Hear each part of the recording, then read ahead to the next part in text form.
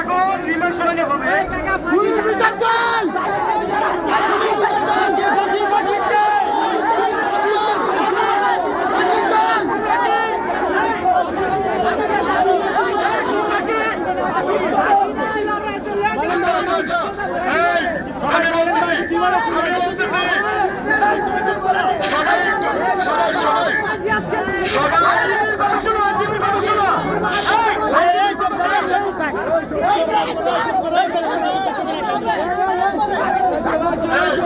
সবাই একটু ঠান্ডা হই, একটু কথা শুনি, একটু কথা শুনি। মিনহাজ তোমার আমার সবার আমাদের ভাই, বড় ভাই, ছোট ভাই, বন্ধু সবারই বুঝছেন। ওদেরকে ধরা হয়েছে, ওদের বাইরে আরো কিছু বাকি আছে, ওদের পিছনে ইন্ধনদাতারাও বাকি আছে। আমরা প্রশাসনের উচ্চ পর্যায়ে কথা বলছি, আমাদের আইনজীবীদের সাথে কথা বলছি। ওনারা আমাদেরকে আশ্বস্ত করছেন প্রত্যেকটা অপরাধী দৃষ্টান্তমূলক শাস্তি মানে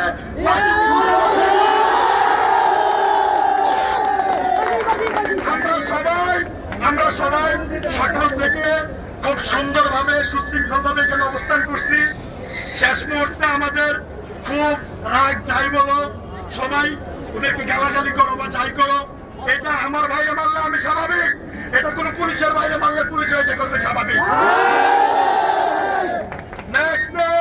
ইনশাল্লাহ বিচারের মাধ্যমে দেশে বিচার আছে, আমরা দেশের বিচারের প্রতি আস্থা রাখতে চাই। আমরা দেশের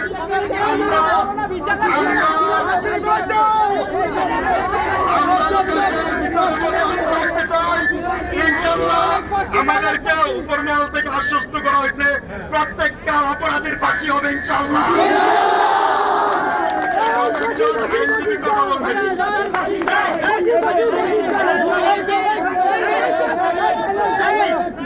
আইনজীবীর কথা শুনবো নাকি তোমরা কি সত্যিকার মিনাদের বিচার চাও নাকি? বিচার চাইলে তো কেউ কথা কিন্তু শুনতে হবে নাকি? এখন রিমান্ড শুনানি হবে। রিমান্ড শুনানি 7 দিন রিমান্ড চাইছে। 7 দিনের মধ্যে 7 দিন রিমান্ড আমাদের মঞ্জুর করা হইব, তাইলে না আমরা ন্যায় বিচার পাইব। এখন তোমরা যদি চিল্লাচিল্লি করো আর দর্শকে যদি দেখে যে তারা কারো কথা শুনে না, কারো কথা মানে না, চিল্লাচিল্লি করতে হবে, দর্শকে যদি তোমার শুনানি আমাদের শুনানি না বুঝতে পারে আমাদের পক্ষে কি ভালো রায় দিবে? তাহলে অনুরোধ, আমরা মিছিল করছি, আমরা সর্বোচ্চ বিচারের দাবিতে আমরা মিছিল করছি। কোর্টকে আমরা জানাইছি যে তার সভাপতিরা আছে, সঠিক বিচার না হলে তারা আদালত ছাড়বে না। এটা তো যশোরের কানে চলে গেছে। এবং তোমরা দেখছো যে শেখ হাসিনা পতনের পরে আজকে যে প্রোটোকল দিচ্ছে পুলিশ, কখনো কিন্তু এরকম সিচুয়েশন হয় না। তাহলে তোমাদের পক্ষে যে সাধারণ মানুষ, সাধারণ ছাত্ররা আছে তোমাদের পক্ষে, তোমরা যে ন্যায্য দাবি নিয়ে আসছো, তোমাদের দাবি মঞ্জুর করার জন্য আদালতের দ্বারস্থ তোমরা হয়েছো, আদালতের নাকের টাকায় আসো, যশোর একটু পরে রিমান্ড শুনানি হবে, তোমাদের কথা শুনবে। পুলিশ ভাইদেরকে আমরা সহযোগিতা করতে হবে কাজে, যশোরকে সহযোগিতা করতে হবে শুনানিতে। তখন আমরা 7 দিনের রিমান্ড মঞ্জুর হবে, তখন আমরা ন্যায় বিচার পাবো ইনশাআল্লাহ। সর্বোচ্চ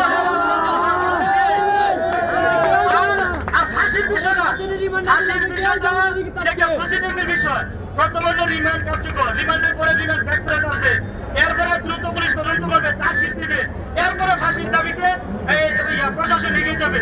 এখন দয়া করে আমরা বিচার কার্য চালানোর জন্য একটু সুযোগ করে দিব। আমরা হইহুল্লোড় না করে আমরা একটা সাইডে থাকবো, আইনজীবীদেরকে পড়ে ঢোকার সুযোগ করে দিব, পুলিশদেরকে সুযোগ করে দিব। আর পুলিশের সাথে